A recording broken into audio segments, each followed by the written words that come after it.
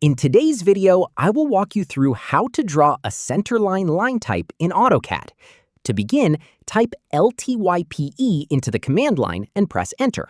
This will open the Linetype Manager. In the Linetype Manager, click the Load button to open the list of available line types. From the list, locate the center line type. You can scroll through the list or press the C key on your keyboard to quickly jump to the line types that begin with the letter C. Select the centerline line type you want to use, then click OK to load it into your drawing.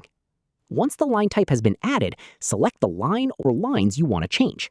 Next, go to the Properties section on the Home tab.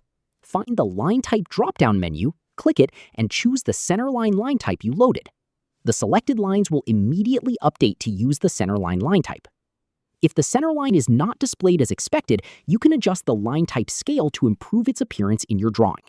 And that's how to draw a centerline line type in AutoCAD. Thank you for watching the video.